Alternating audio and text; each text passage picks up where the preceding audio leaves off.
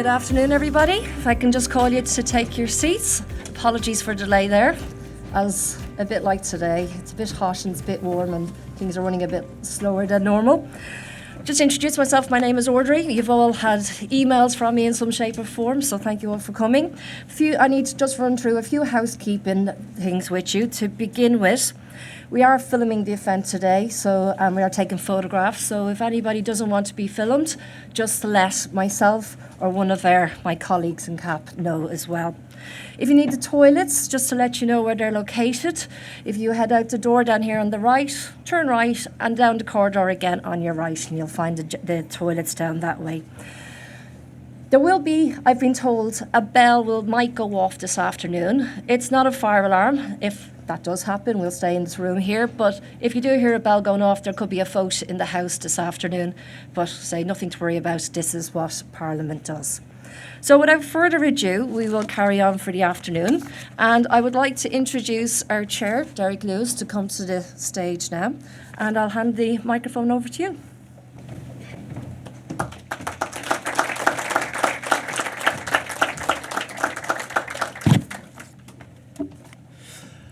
Good afternoon and welcome. Just for the avoidance of doubt, in case you were expecting different, I am not Yvette Cooper. We are very indebted to her for hosting this event for us, and she is going to join us later in the proceedings, but has been detained by other parliamentary business. We're particularly grateful to her, not just for hosting this event, but for the continued support she has provided, both within her own constituency and nationally, to the work of community alcohol partnerships. But as I say, I hope you will hear more from her later, but what she does for us is much appreciated. You are going to hear from our director, Kate Winstanley, shortly about what CAP is doing and about the impact that CAP has around the country. We're also delighted this afternoon to welcome Deputy Chief Constable of West Midlands, Scott Green, who will be speaking to us after Kate. So with those two speakers to come, plus Yvette Cooper, I'm going to be brief and try to avoid stealing any of their thunder. But I do just want to note that this event marks the 15th anniversary of the first CAP. And I can report that CAP has never been stronger. We're used to talking in the past about emerging evidence that CAPs have a significant impact on underage alcohol harm. We are now able confidently to report that there is compelling evidence that of the impact of CAPs, and that impact is very significant and has been, I believe, an important contributory factor to the fact that nationally underage alcohol consumption over the last several years has reduced. And that confidence is reflected in the increasing number of organisations we have funding us.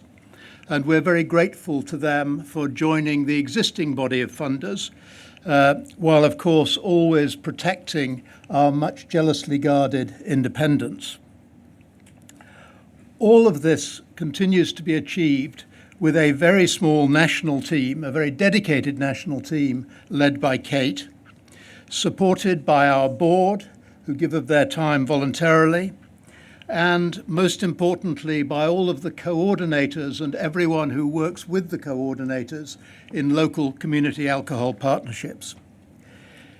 You will see during the course of what you hear from Kate in particular, but also from the awards, some outstanding examples of the work that has been done. And they are properly recognised in this event where we celebrate what has been achieved. So my thanks go to all of the people I've just mentioned, to you for joining us for this celebration this afternoon. I hope you enjoy it and have a chance to talk to as many other people here as possible and share your experiences. But in the meantime, I'm going to hand over to Kate to tell you a lot more about the work that has been done and continues to be done by CAPs across the country. Thank you very much.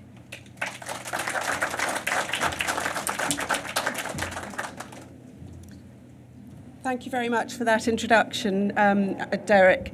It's wonderful to see so many of you here at our annual event, and I'm absolutely delighted to be able to present, some of the best impact stats that we've had in the 15 years that we've been in existence.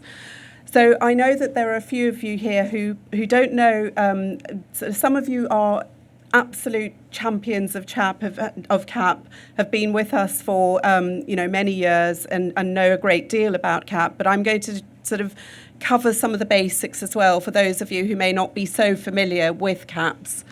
And Audrey is kindly going to move my slide. Sorry, I can't actually see my slide, so I think we're on the first slide. So just an overview of what CAPs are really. How do we fit into the landscape of other, very, very successful organisations tackling alcohol harm? CAP's key function is to facilitate and support locally managed partnerships, primarily to tackle underage drinking, but also to reduce alcohol harm amongst young adults. So what we do is provide support in the form of a regional advisor, and we now have 5 regional advisors covering the whole of the UK. We also provide a toolkit of ideas that have worked in other CAPs right across the country. And we provide, very importantly, an evaluation framework whereby every single CAP can measure the impact of the activities that they carry out.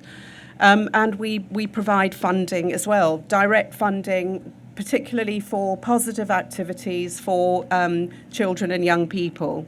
But I want to emphasise that it's the local partners themselves who not only decide on their action plans, but deliver every aspect of the action that goes on across CAPs.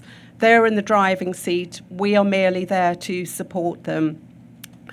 CAP partnerships are extremely broad. They comprise really any organisation who has the capacity to influence underage drinking. And I'd say typically there are about 15 or 20 partners working together side by side, and they comprise organisations that are sort of to do with enforcement. So police and trading standards will almost always be sit within a CAP, but also public health services that are providing support for not just young people, but also families who might be affected by addiction. And schools are absolutely key. So alcohol education is one of the strands that runs through CAPs, and schools are a really important partner within that. And I think this is where CAPs are somewhat different from other sort of multi-agencies. Retailers are absolutely critical to delivering messages, to working and helping to communicate to the wider public, and are part of every single CAP. They provide not just funding, but also in-kind support on the ground at every single CAP. And I think one of the things that CAP is absolutely key to CAP is that we are very, very outcomes focused.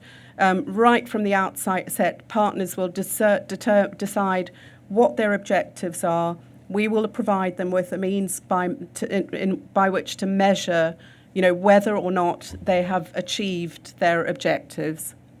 And one more thing I'd like to mention is that CAPs are sustainable. So we've got a programme now whereby all CAPs continue their good work. They go through an active intervention phase, but they graduate to something we call CAP Plus, whereby the good work continues. They don't close. So that gives a bit of an overview of sort of what CAPs are. Derek mentioned that we're 15 years old today. And this slide here shows sort of how CAPs have grown, if you like, over that 15-year period. So, you know, we launch on average around 20 caps. Last year we launched 20 caps. We're up to 12 already this year, so we may even exceed that. But by and large, that's how we the rate at which we're currently launching. Obviously, with more funding, we could scale up, we could go a bit faster. And there are over 120 caps that are currently active. Some of those are in what we call our CAP Plus programme, which is the programme for sustainment and caps that have delivered their active intervention phases. We're not everywhere in the UK, but we don't need to be everywhere. CAPS are very much a targeted intervention. We set up and support those areas of the UK where underage drinking is above the average, often very, very far above the average. So national trends have, and thankfully we've seen a reduction in underage drinking and the associated harms, but geographically those harms are very unevenly distributed. And we've been launching CAPS and continue to do so in those areas which have way above average harms, both health harms and antisocial behaviour harms. And the map gives a flavour of, you know, where the harms are highest. We do need to see more CAPS in Scotland. We need to see more in the north of England and the southwest. And we've recently recruited an advisor to support CAPS in the southwest. So I think that'll be a growing area. But that gives you an idea of, you know, where we are currently. Evidence and impact. This is where CAPS really do excel, especially when compared to other similar-sized organisations. We evaluate, every single CAP evaluates before and after, and against a range of metrics, so it's not just one metrics. And our evaluation framework is extremely robust. It was developed for us by London Metropolitan University. It's regularly reviewed, and it shows without a doubt that CAPS are making a very, very significant difference to those areas where underage drinking remains, you know, still very, very problematic. This year's figures are the best that we've ever had, and we've seen a 64% reduction in weekly drinking, regular drinking by 13 to 16s. And if you think that the national trend, the backdrop for that, is no change at all, this is really quite a spectacular reduction. We're going to hear from Deputy Chief Constable Scott Green about antisocial behaviour and crime, but just quickly here, on average we see a 42% reduction across CAPS in youth alcohol-related crime and disorder, which has huge impacts on communities. We do resident surveys, and from those we know that residents feel safer in their communities. On average, 40% are reductions in residents who believe that, you know, underage drinking is a big problem, or, you know, even a significant problem in their communities. And that has huge knock-ons for businesses, for, you know, just residents, you know, feelings that they are reclaiming their communities through CAPS. We have tremendous support from our retail funders, and from in the past, our retail funders, particularly the biggest supermarkets, used to provide a mentoring role for smaller independent off licenses. We've now developed an online training module so that all supermarkets and all off licenses, and indeed licensed premises across the CAP area, are benefiting from really, really first-class training. We provide them with signage, we provide support, trading standards and police, provide tremendous support, and with all of that support, we've seen a 98% pass rate for compliance with Challenge 25, which is absolutely tremendous. And the baseline figure for that was something like 50%. So it's a massive improvement. And the retailers who are part of CAPS are really proud to be part of CAPS. They are part of the solution to reducing underage drinking. So, the CAPS, these impacts, particularly the impacts around crime and antisocial behaviour, they come into place really quite rapidly. CAP is a rapid impact programme, but as I think I've mentioned earlier, through the CAP Plus programme, those gains are sustained. They are sort of not just, a flash in the pan. For those of you who are not familiar with what CAPS actually do, I like to sort of break this down into sort of three key pillars of work that all CAPS will be delivering. No two CAPS are the same. This is the beauty of the CAP programme. So each and every single CAP action plan will be absolutely locally tailored to whatever the needs are of the local children and businesses, but they all rest on these three sort of key areas of work. So I'll go through them one by one. So alcohol education is an absolutely critical part of every single CAP programme, and all of our CAPs offer a wide range of programmes and interventions that are tailored for the particular cohorts of young people that are in the CAP sort of the CAP area. We offer as standard the Alcohol Education Trust Talk About Alcohol programme. We offer the SMASHED programme, which is a theatre and education programme, and is particularly good around peer pressure, handling peer pressure.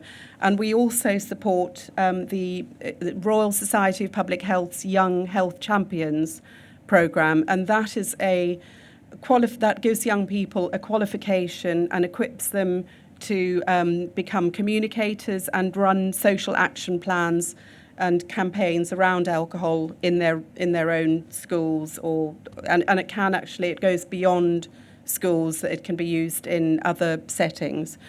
And today in the news you've probably seen the stat about the 25,000 children who are out of school, a shocking figure, but CAPS are very, very well adapted and already doing amazing work that engages with those very children who may not be within school, and we do that in a variety of ways. Often it is using specialist agencies. In Edinburgh, for example, they used Circle.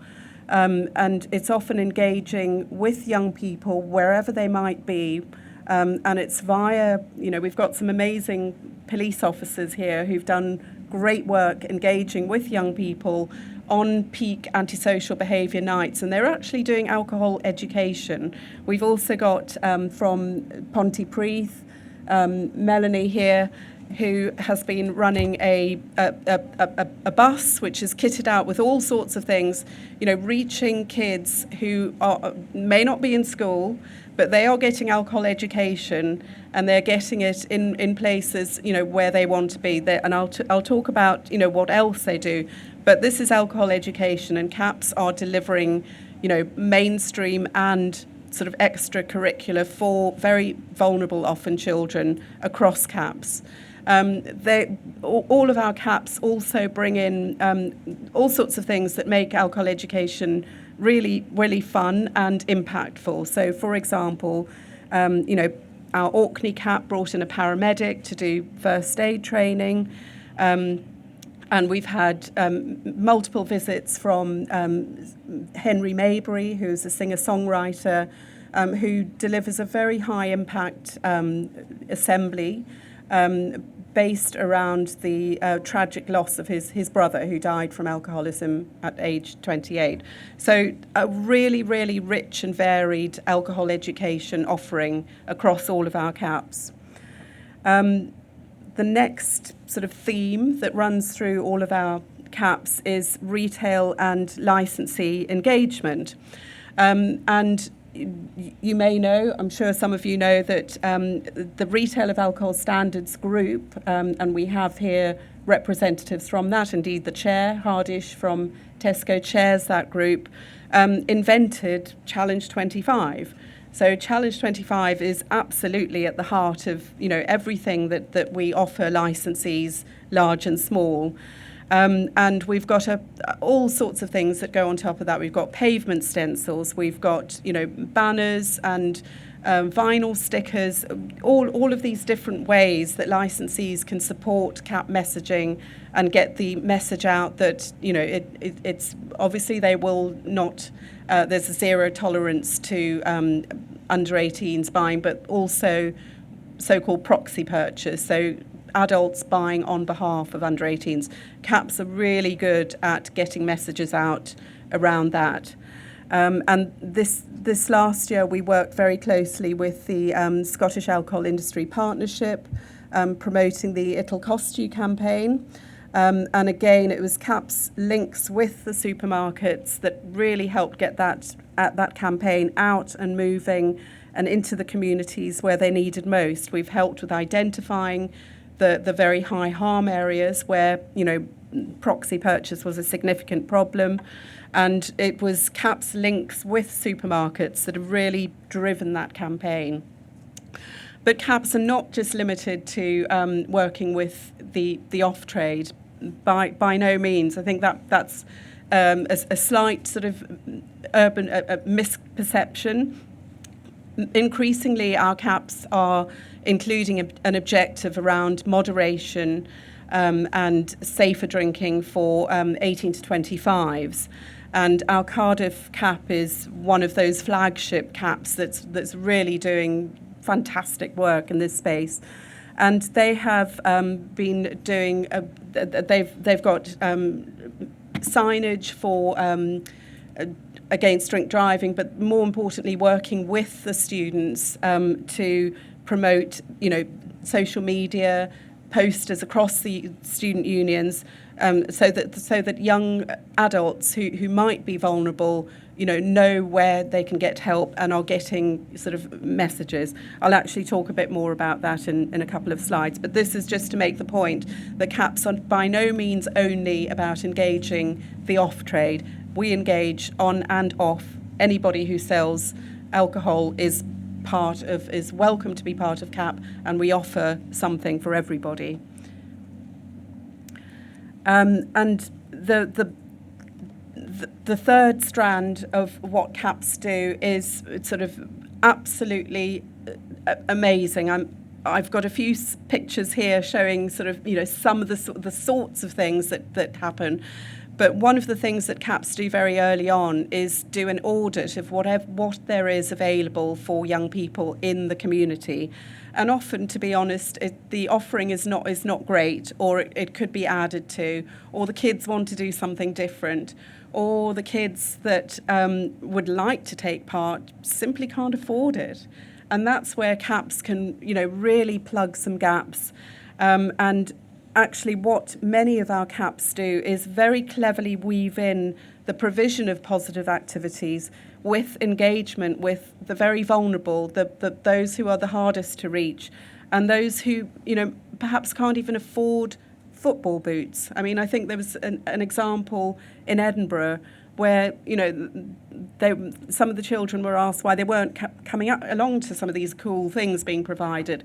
And it was because they simply couldn't afford it and they couldn't afford the kit.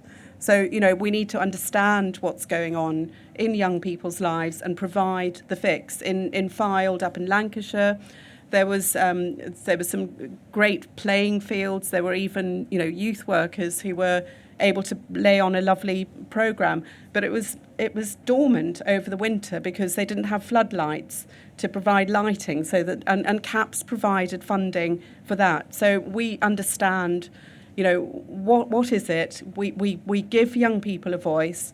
We work with them on their own terms and where the support is needed most. And the bottom right-hand picture of this slide, the go-karting picture, that is a brilliant example. There were about 20 boys and girls in Edinburgh who were already in gangs. Some of them were as young as 12 years old. They were excluded from school, some of them, and their lives were chaotic. What CAPS did really brilliantly was sort of engage them in alcohol education, support them with a whole range of other issues that they needed support with, provide family support, but also provide some fun in their lives, a reward. So, go-karting, pizzas, all of these sorts of things. So CAP's positive activity offer is very, very cleverly matched to the needs of the local young people whose lives we are trying to improve. So moderation and safety for young adults is something that we've been encouraging our CAPs to do for 5 years now. And we've got some absolutely brilliant work going on in this space. And I think Cardiff and Reading in particular are doing absolutely fantastic work. And what Cardiff has done, both of them really, and others are following suit now, is actually involving the university students in these two cases in helping to create sort of material aimed at the peer group. So Cardiff Medical Illustration students, media students and psychology students have all been involved in helping to create messaging aimed at their own peer group, with absolutely brilliant results. They've come up with, social media hashtags, posters that go up in across the student union apps, and a whole range of things. So it's in your reports that you have now on your seats, there are some examples there, and this work is absolutely sort of what I call co-creation. It's not being something parachuted in and just a one-size-fits-all. It's what works for that cohort of young people, and it's very dynamic and very exciting work. And I'm going to. I know that Scott, you're going to talk about antisocial behaviour and crime. So I wanted to give you sort of a bit of a case study that has some absolutely fantastic impacts in terms of alcohol-specific hospital admissions. So for under 18s this is. So Barrow is one of our CAP pluses, so it's delivered an intensive phase and it's now moved into sustainability mode. When it was set up in 2017, it had, I think it was the second highest, it may even have been the highest rates of hospital admissions for under 18s in the Northwest. And as you can see in the graph there, as the CAP has delivered its action plan, and it's I'll tell you a bit more about that, but let's just look at those stats. The rates of hospital admissions, this is per 100,000, have fallen from 127 in 2017 to 50 in 2000, and the last time that this survey, this is the Public Health Observatory figures, local alcohol profiles for England. An amazing fall, and there was nothing else going on. Barrow's a fairly isolated sort of place. It's not. It doesn't attract huge numbers of tourists, so it's almost like a lab situation, the closest you could get. And it's got a fantastic partnership, 18 partners, delivering all the things that I've talked to you about. So we've got Young Health Champions, we've got Alcohol Education Trust, we've had Smashed, we've had sort of working with the most vulnerable children and young people, taking them off to a residential centre for a couple of days to work on quite deep-rooted issues. Lots of sport and sort of activities there, things that they wanted to do. and brilliant policing and licensing engagement. So I think the PCSOs there, each of them adopted an off-licence and supported them really intensively, so that they were really confident in dealing with, potential underage sales, but also proxy sales. Everybody working together, and that is the result. And if you think that might be, the whole of the Northwest fell, or maybe it was COVID, absolutely not. So this slide here, just if you see the figures there, you can see the dramatic fall in Barrow, where there was a cap and pretty much nothing else, cap bringing everything together. And, it wasn't a COVID blip. It was the result of whatever the cap was doing, all of those things the cap was doing. Really fantastic. If we can replicate that, in other areas, it would make a huge difference, I would suggest, to national trends if we had more of these in the areas like Barrow. The North East is a critical area for CAP. We need to see more growth there. There are obstacles there around some councils not willing to work in partnership with an alcohol industry funded organisation. But these are the gains from working with CAP. One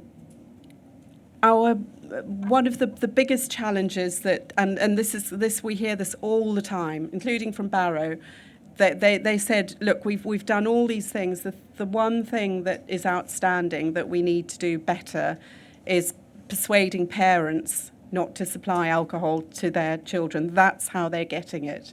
We've done everything we can, but that is the one remaining problem. And this slide here with the graph, this is taken from the latest smoking, drinking and drug use survey in England. It's a long-standing government-funded survey, and it shows how young people who drink alcohol, so it's those who do drink, how they get hold of it. And given 71% get it from their parents. And it's just, far out above any other means or source of alcohol. Look at the ones at the bottom, sort of bought from a pub, bought from an off-licence, 4%, 6%, 71% of young drinkers aged 11 to 15 are getting alcohol from their parents. And this is something that CAP is committed long-term to doing our bit, but we need others to come in with us. It's a cultural problem. It's not a geographically sort of limited problem. It's a game changer. If we can change this particular behaviour, it has the potential to massively impact on reducing underage drinking. And CAPs are committed to, or CAP as an organisation has already done some quite significant work. We've now, last year, I presented on the findings of our Mori survey, which essentially found that most parents, a large majority of parents, are completely in the dark about the CMO guidance on that an alcohol-free childhood is safest and best. They simply don't know that there is CMO guidance. And what we need to do is sort of parents need to understand that this guidance exists, that it's important, and we need to work through with other organisations to try and chip away at this. So we're doing a piece of research by a behavioural psychologist, Dr. Anna Salas, this year, which will end in February, to try and understand better what the barriers are to reducing, to impact on this problem, and where the opportunities are. And from there, we need to do some testing of, things that might work in terms of reducing, certainly improving parents' awareness of the CMO guidance. And then we need to work together, not just in isolation, but in true CAP spirit of partnership, working together to try and change to change and persuade parents that it's wrong. It's simply not safe to give alcohol to their children. So that is one piece of work that we will report on regularly as we go forward. But we are investing in research to understand this better at the moment. And yes, but where do we go next? Well, you've seen where we are. We need more CAPs in the right areas, and we're doing pretty well in terms of funders who want to support what we're doing, and that will help us to accelerate and increase the rate of growth, particularly for those areas where underage drinking is acute and still really problematic. So Scotland, the north of England, and southwest England. We are wanting to collaborate, and there are organisations in the room here with whom we want to talk and work together to do more to tackle parent supply. We've already done some work with DrinkAware. So I did a blog aimed at parents, which got actually really, really good traffic. And so we need to do more of that. Certainly we need to do more of that. And we need to do, we think something quite significant in that space. And our CAPs who are focused on tackling or promoting safety for 18 to 25s are doing fantastic work. And we are increasing the number of CAPs who've got a work stream supporting young adult safety and well-being, and we want to increase the number of CAPs that are doing that. So that's where we see our next, the direction of travel. And I want to say a massive, none of this work, this fantastic work that goes on across CAPs is possible without the generous support of our funders, many of whom are here in the room. So I want to say a huge thank you to everybody who funds us, including our long-standing ones and ones who are joined us quite recently. So we can do so much more, with a bit more support. So please do keep on supporting the great work. And that's me. But if you'd like to come and talk to me afterwards and meet the team, please do. Thank you for listening. Thank you. Can I just say welcome and thank you. Belated welcome, obviously. This just should obviously would ideally have been a few minutes ago, but we have, as is inevitably the case with Home Affairs, we have had multiple events in Parliament in the Chamber before that, so apologies not to get to you till now. Can I just say a huge thank you to all of you for being part of the Community Alcohol Partnerships and for being supporters of Community Alcohol Partnerships. The work that you do right across the country, that community-based, real grassroots prevention work is incredibly powerful and changes lives in a way so many other kinds of programmes don't, because it's rooted in problem solving, because it's rooted in real practical changes that can make a massive difference to people's lives, because it's really focused on the very local community. Very often I've been a supporter, long-time supporter, not least because of the huge leadership shown by Andy Sims in my constituency, who has done the huge amount of work around the Castleford and Airedale Community Alcohol Partnership, working with local businesses and shops, working with the youth services, the health services, local schools, so much work around preventing underage drinking and antisocial behaviour that was linked to that, some of the harm and so on that's linked to that. So huge supporter, I'm a huge supporter of that creative partnership. I want to see actually much more support from the government and from the national infrastructure for that kind of local approach and that local partnership prevention work, public health approaches, but also those partnership prevention work. And key to that, I also think, is having more neighbourhood police. We have seen neighbourhood police being decimated over very many years, and we need to get the people back into the community teams, the local neighbourhood police who really know, the PCSOs and officers who really know what is going going on in the community, where the particular problems lie, and also how to solve them with real practical measures to solve them. So huge support for you and for the work that you're doing, and I hope you go from strength to strength. The one thought I would just leave you with is the other thing I would really like to see is us apply more of the same principles actually to preventing violence against women and girls. And we have, in the Labour Party, you may know, Keir Starmer has set a mission, a crime mission, for what a future Labour government would do, which is around halving the level of violence against women and girls over the next 10 years. That is a really ambitious aim, but is something we should absolutely do. And we know that alcohol can be a serious contributing factor to violence in relationships and violence in the home.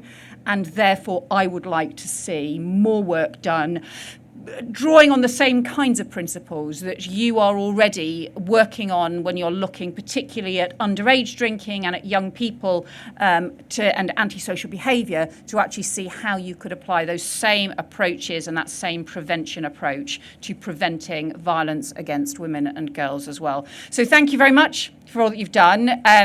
I think we'll have one more speech before we start the presentations. I realise I missed most of the beginning, so please do enjoy listening to some of the amazing examples of fantastic community alcohol partnerships right across the country. Thank you very much.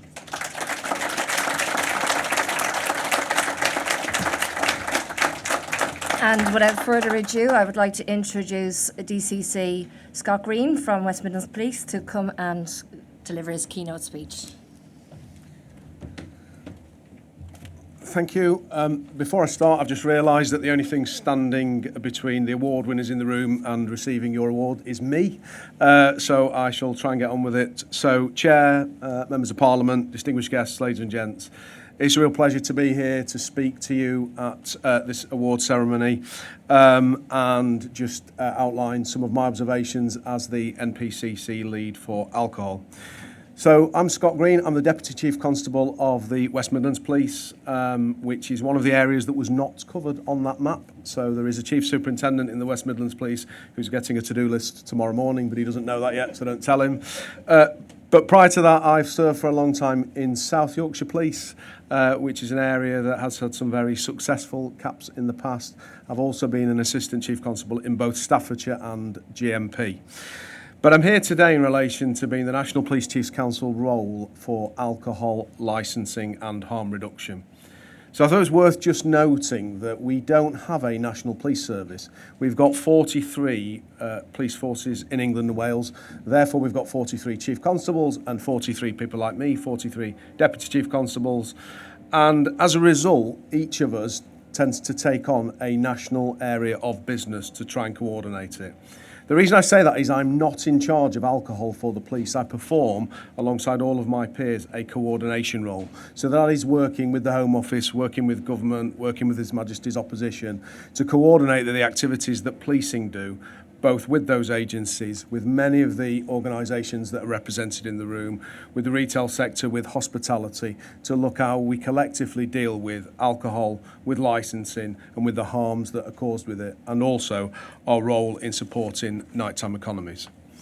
So I wanted to cover three things with you. So the first one is a short tale, which will mean something to some of the people in the room. So for those that you know South Yorkshire, which is where I started my police career and where I still live, there is a very beautiful town called Barnsley, where I have served twice. So the last time I was there, I was the district commander, I was the chief superintendent for 3 very enjoyable years. But in the early 2010s, I was there as a young chief inspector. And a very, very wise and experienced neighbourhood inspector came to see me one day and said, I'm going to set up something.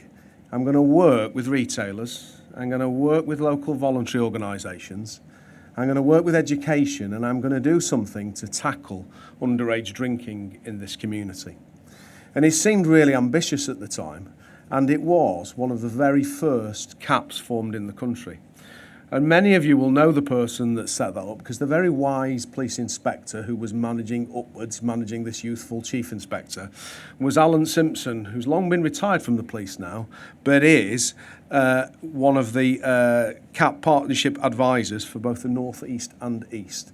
And it was my great pleasure to reconnect with Alan recently and actually to unblock CAP in Greater Manchester Police before leaving there. So we should all swatch with envy as the North West and particularly Greater Manchester starts to put CAPs in place, led by Alan, who I understand is in sunnier climes today, which is why he's not here. But I wanted to tell you that, Tel, because my association with CAP goes back to knowing nothing about it a very long time ago. And actually, the Barnsley CAP is not on the map that was presented before because it has finished its work and it's left a legacy of a real detailed understanding and has impacted on the lives of communities and of young people. And those young people whose lives it impacted on are young adults today. They're the young adults that are going to drive that place forward. So the second important thing I wanted to touch on then was policing. And what role does policing play in relation to both alcohol licensing and the nighttime economies? So firstly, one of the things that you should see policing in is in all of our nighttime economies, whether that's big cities like this, whether that's small towns and villages, because we have a role to play in both making people feel safe and actually keeping them safe in nighttime economies. It is, of course, our role to police the Licensing Act. We don't give licences because we're not a licensing authority, but it is our role to police the Licensing Act occasionally, particularly where there are breaches of it, whether that is both on licence or off licence, whether that's within hospitality or within retail. And of course, one of the things that we do police is the associated crime and disorder. Crime and disorder is part of the Licensing Act, and it is our job to police areas where crime and disorder takes place, whether that is in nighttime economies or whether that is in areas that are impacted upon by underage drinking and where CAPs seek to exist. But one of the most important things that we seek to do within policing, and also that I try to push through my national lead, is the reduction of harm. So the harm that is associated with alcohol, that is the harm that's associated with domestic abuse, within communities and within nighttime economies where alcohol is sold inappropriately or it impacts on people's behaviour. Vulnerability is included in my title for my national role, and that is because consuming alcohol can make all of us be vulnerable. It doesn't mean to say that we are, but the consumption of alcohol, by its very nature, can make any one of us vulnerable at any point in time. It's not our job, policing's job, to focus on the long-term health impacts. It's not within our mission. Interestingly, it is within Police Scotland's, but it's not within ours, and it's not currently an objective of the Licensing Act. However, it will be unrealistic for us to say that we don't see that, we don't consider it, and we don't think through it, because the long-term impact is there for us all to see. And there was no sharing of notes before the speech, by the way, but I also think it's really, really important that we police the impact of alcohol on violence against women and girls, both whether that's in the home, whether that's associated with domestic abuse, but also the conduct of men and young men in our nighttime economies, and actually calling out that behaviour. So that's both policing, but that's all of us in this room as well. Whilst not directly linked to young people, one of the things that I think we are seeing across policing at the moment, and which is anecdotal feedback that I get from chief officers across the country, is an uptick, not necessarily in violence, but an uptick in the disorder associated with the nighttime economies, which I think is a trio of inexperience. So it's an inexperience of our frontline door staff, because many of our SIA accredited door staff went away from that industry during the pandemic. And whilst those vacancies have been filled now, and there is not a national shortage of SIA door staff, the level of experience that exists with them is not as it was before. We have also got an inexperienced police front line. Now, I don't make any observations about the uplift in officer numbers, but the very nature of an uplift in officer numbers means that our inexperience across the front line is very real today. And as somebody who is the dad of a 19-year-old who has just finished her first year at university, she turned 16 during a lockdown, and she turned 17 during the lockdown. And my observation is our young people that are out tonight in this city, in all of our nighttime economies, are inexperienced in nighttime economies. because their first experience of nighttime economies was in a great unlocking, and behaviours have changed across nighttime economies. So the work that CAPS are doing today in relation to education around alcohol and the way that young people perceive alcohol will have a lasting benefit, not just on the lives of those young people, not just on the communities that CAPS exist within, but also in the nighttime economies that we see in the next generation. So the third thing I wanted to talk about then was young people and community alcohol partnerships. So dealing firstly with young people. So neighbourhood policing is at the very forefront of our interactions with young people. I'm really proud to have re-implemented neighbourhood policing in Greater Manchester Police. I was there for the last 2 years and was the person that led the reintroduction of neighbourhood policing. Because neighbourhood policing, whether that's police officers or PCSOs, in communities that knows the challenges of those communities, knows the individual, and most importantly, knows the local young people, has the ability to work together to fix them. But for all of us in this room, and particularly all of the adults, because I can see at least one young person in the room, the most important thing we need to do is listen to and hear young people. And if you go away and I said anything that's impacting today, one of the things that I want all of us to do, and particularly CAPS, is not just talk to young people about alcohol, but also talk to young people about drugs, about knife crime, about violence against women and girls, and about consent. And all of the judgments that young people make, whether it's in relation to drugs, knives, consent, violence against women and girls, all of those things are affected by alcohol. Turning to community alcohol partnerships then. So my experience of them is overseeing one at the very outset of CAPS 15 years ago and working in a number of police forces across the country. And they're built on true partnerships. That's true partnerships within the public, private, voluntary and community sectors. And it is by working together collectively that those problems can be solved. I really value the focus firstly on education. So education of young people, but also the education of those that supply alcohol. So as we saw from the earlier slides, that's not necessarily on or off licenses. That's also all of us as parents.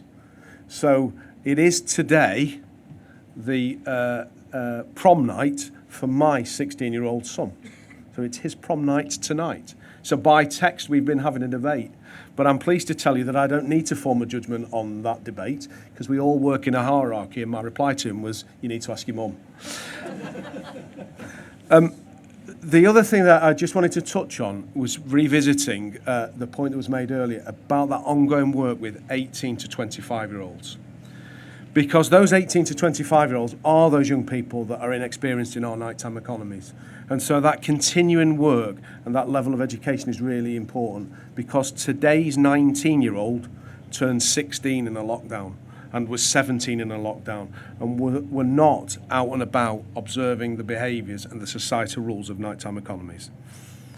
But the final thing that I wanted to say, because lots of today's discussion is about young people, is, whilst I've got the microphone, just to remind ourselves that today's young people, whether they are in our CAPS, whether they are 16, 18, 25, today's young people are tomorrow's Deputy Chief Constables, they're tomorrow's Chair of Boards, they're tomorrow's parliamentarians, they're our future business leaders, they're the people that will teach in our schools, that will work in our hospitals and will teach our young people. So none of us should forget that. My only plea to all of us is to keep talking to young people about alcohol, about knife crime, about violence on women and girls, and about making them make sensible decisions when they're away from us. Thank you very much.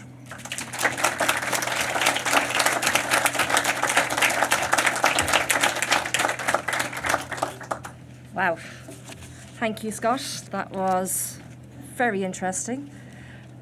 We are now going to come to the final part of our proceedings today, the CAP Awards. These CAP Awards celebrate exceptional individuals and teams working to prevent alcohol harm to young people. Competition for these awards was extremely strong this year, and I can tell you there was quite a long discussion when we were choosing and deciding on the winners, but I think you will agree by the end of this session now that we'll have been able to have illustrated the excellent work that CAP does. When I call on people, I would, particularly winners, I would ask you to come to the left-hand side of the stage. And at the end of the awards session here, if I could ask all winners to make their way outside, and Matt, who is our advisor, is waving hand there, is going to look after you at that point, and we'll have a few photographs taken as a group as well. So once you're done, could I ask you to make your way on outside? To begin, our first category for this year is Cap of the Year, and I call upon Yvette to come back onto the stage to present the award and say a few words.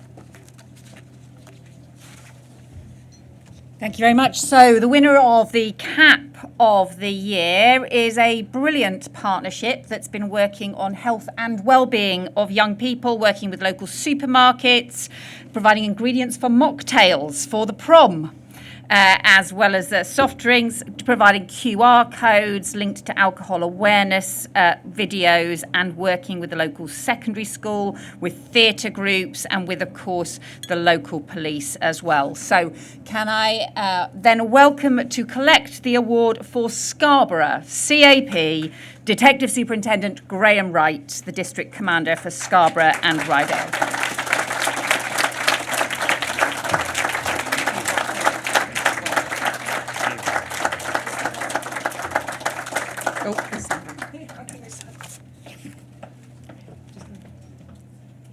Okay. Thank you. Well done, Scarborough Cap.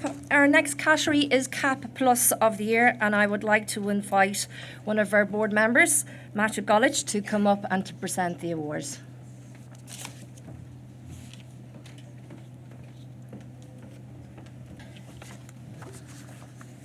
Cap Plus of the Year. I'm delighted to present this award for Cap Plus of the Year to Sergeant Daniel Smith from the Norfolk Police on behalf of the Great Yarmouth Cap. This partnership has gone above and beyond in delivering its action plans and continues to ensure that progress is maintained in Great Yarmouth. Some of the activities it has organised include beat managers from Great Yarmouth Police proactively going into schools and colleges to discuss the effects of underage drinking, and the team has guided licensed premises on training resources for Challenge 25, providing them with appropriate words of advice around alcohol and proxy sales. To add, they have met with the Youth Advisory Board to discuss alcohol sales with local off licences and thereby awakening the social conscience of those licensees. The CAP has also guided its sister partnership in Galston as well, allowing Galston to benefit from its own experiences. The CAP continues to do an amazing job, and its efforts are generally making a difference to the people in the community. Well done, Great Yarmouth CAP.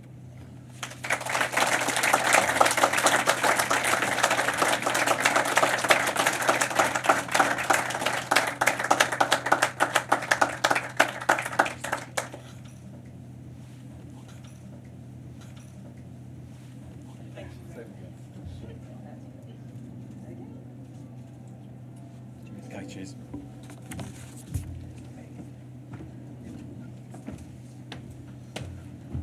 Congratulations, Great Yarmouth. The next category this year is the award for outstanding contribution by an individual or individuals. And I now ask Miles Beale, Chief Executive of the Wine and Spirit Trade Association, also CAP board member, to present this award.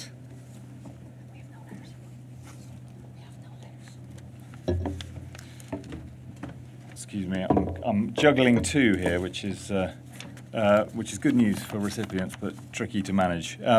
So it gives me great pleasure to present the CAP Award for Outstanding Contribution by an Individual, not just to one, but to two individuals.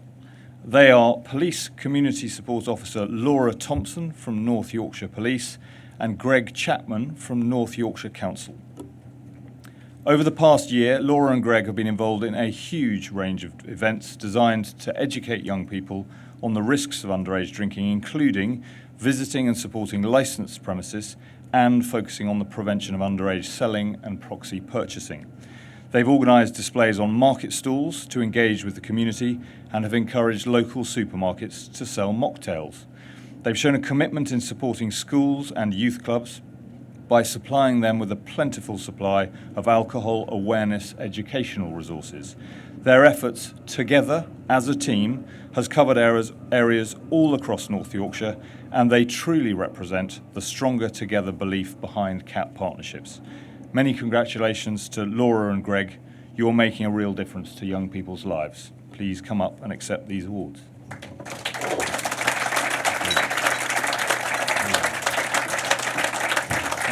Congratulations, well done. I'm going to hand that one over quickly when I'm managing both.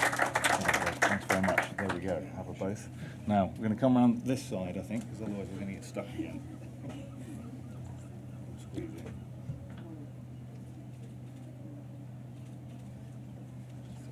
Thank you. Yeah, please.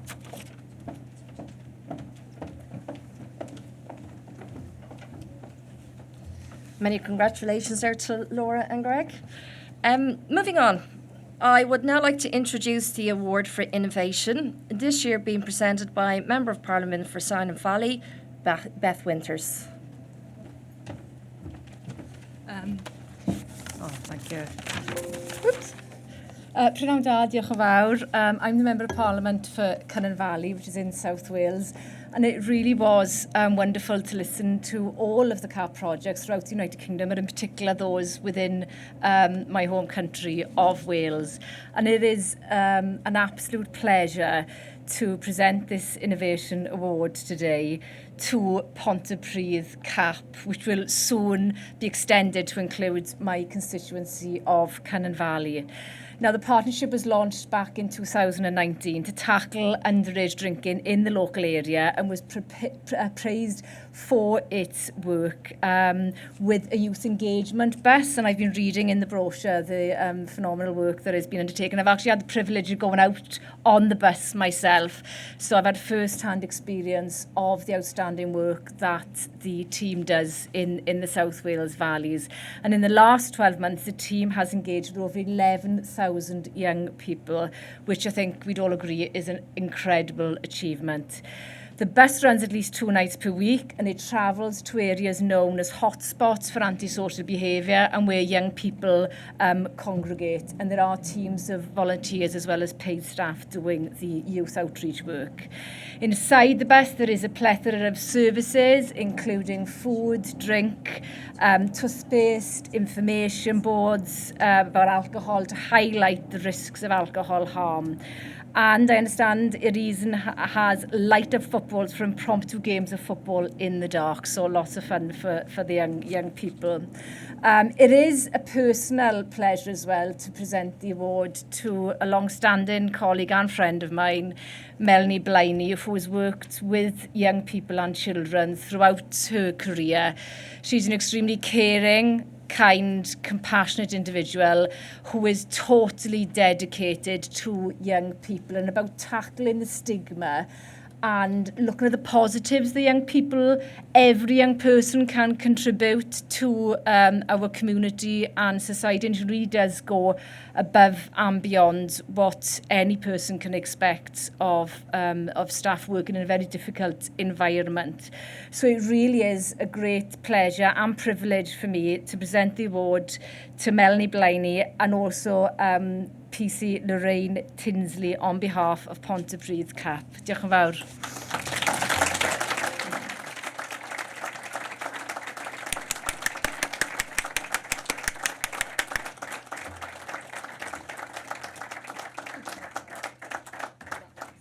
Which one's it on? Yeah, thank you.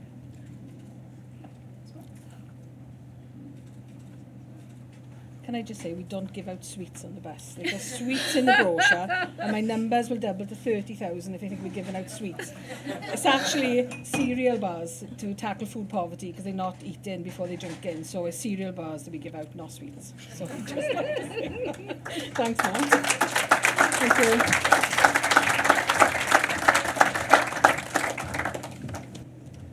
Now, well done, Melanie and Lorraine and the team in Pontypridd. Our next award is Excellence in Education, and I call upon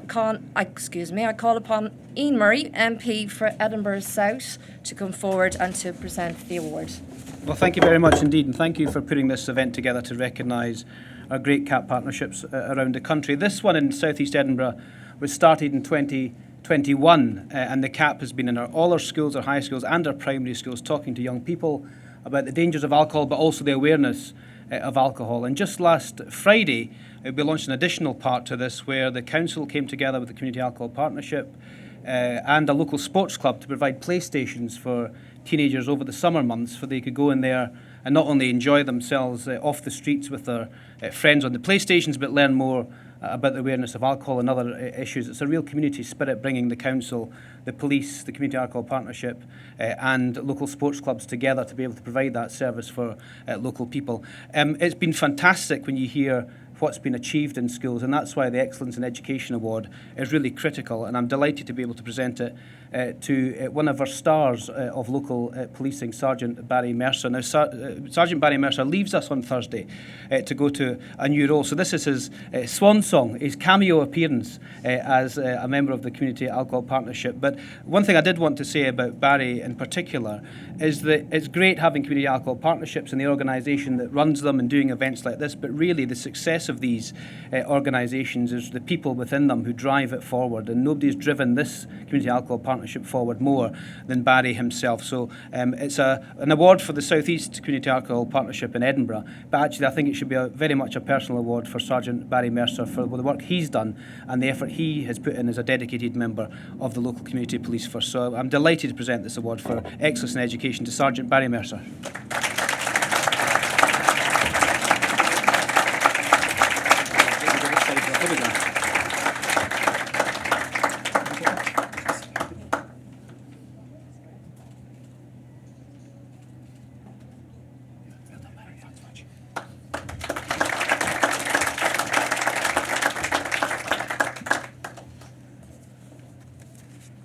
Now there's a way to end. Congratulations, Barry. The next category is the award for parent engagement, and I can call upon our board member, Hardish Purville, to come forward and to present this award.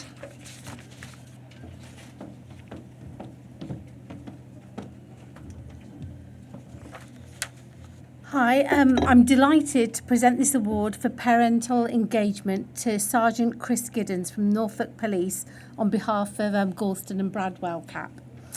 Educating parents is a challenge across a lot of the CAPs, as we've already heard, and especially engaging those hard-to-reach parents who don't attend parents' evening or don't use the usual typical channels for parent alcohol education. So this CAP has excelled in creating parent engagement opportunities. They've brilliantly executed community events in areas affected by antisocial behaviour, and have worked with the Matthew Project, a local charity that provides family support around alcohol and substance misuse. They've sent out police letters to parents and guardians of children that have been found in possession of alcohol, which included QR codes linked to alcohol awareness and videos for parents and guardians. This innovative idea is now set to be replicated by police across Norfolk and could be used across the CAP network. So absolutely amazing. The team's also collaborated with their sister partnership in Great Yarmouth and really taken on board the lessons learnt there. So my congratulations to Sam and his team. Sam.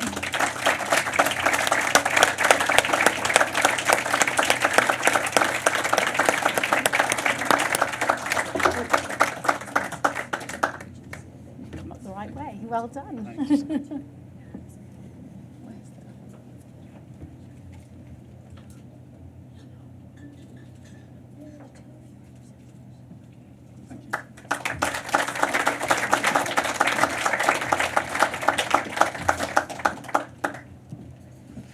Congratulations, Chris, there on your great work. Now I would like to introduce our next category, which is the Reaching 18 to 25-year-olds. And could I ask Elizabeth Fairhurst to come to the stage, also a CAP board member and CEO of Northern Ambition, to present this. Thank you very much. Hello, everyone. I'm really delighted to be presenting this award for its work in reaching out to 18 to 25-year-olds to the team from Cardiff CAP. Cardiff CAP was set up back in 2018, the first to address alcohol use in the student population, working alongside the universities and college students' unions. Also alongside the police, Cardiff Council, the Cardiff and Vale Local Public Health Team, and the Nighttime Economy. Its Safety Bus initiative deserves particular praise, I think, for its work in providing support on Cardiff's busiest nights to the lone, vulnerable members of the public. Indeed, since September 2023, the bus has supported over 600 people, which is fantastic. Many congratulations to Cardiff CAP, and can I please call to the stage PC Mike Stone and PC Mike Neath, otherwise known as the two Mikes, from South Wales Police. Thank you.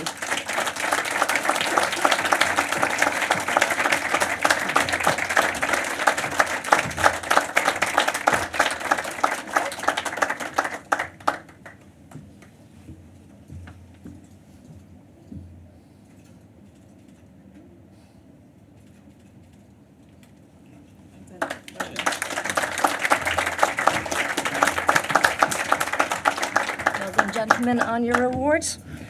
Moving on, our next category is for the most improved locality, and I invite MP for Burnley, Anthony Higginbotham, to come forward to present this award.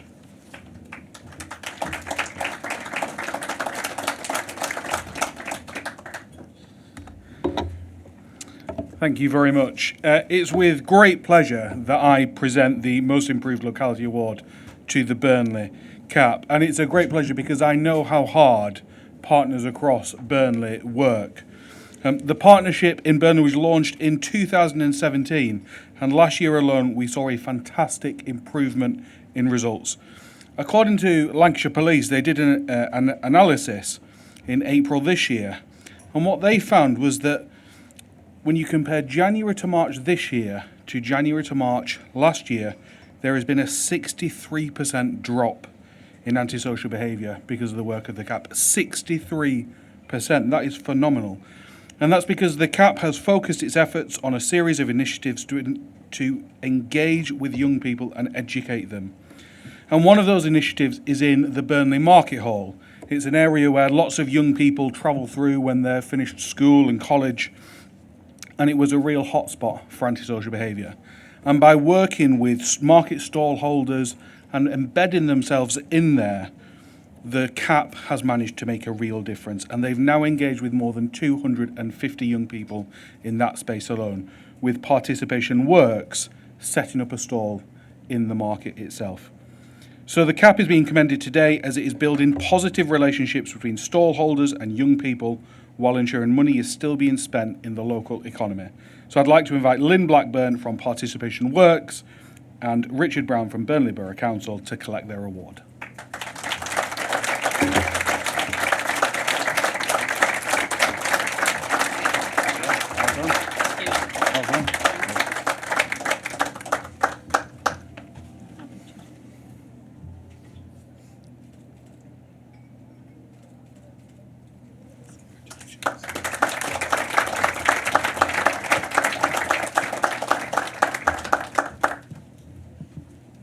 Last but not least, we come to our last award, which is the Chair's Award. And I call upon Derek, our Chair, to come forward, and Tommy Shepherd, MP for Edinburgh East, to come forward as well.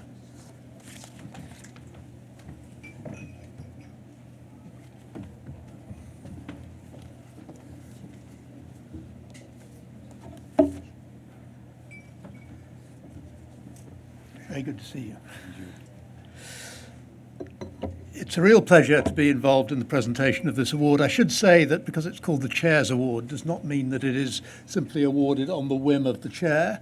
It's awarded on the basis of an equally rigorous assessment as to all the other, the same way that all the other awards this afternoon are made. And the recipients of this year's Chair's Award are no strangers to this stage, which highlights their dedication to CAP and their commitment to tackling underage drinking. PC Lauren Mitchell and PC Anna Morrison are an exemplary team who have proven that a partnership together is better. I'd like to applaud their work over the last year and for always trying to think outside the box in devising solutions to problems.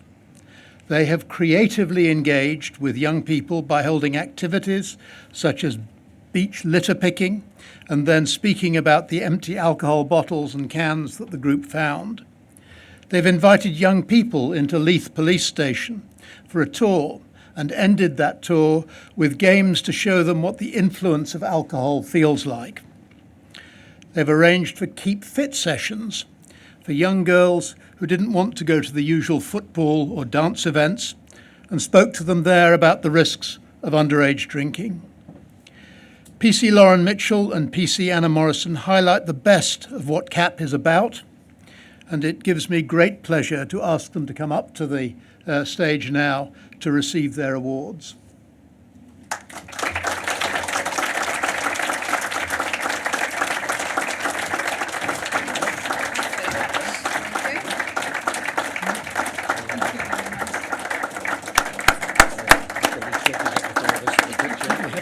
Squeeze over the side without falling off.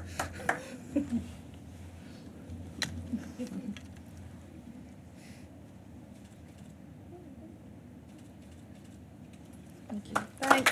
Well done. Thank you. A huge congratulations there to all the winners this afternoon. And ladies and gentlemen, that brings to a close the formalities of our CAP celebration.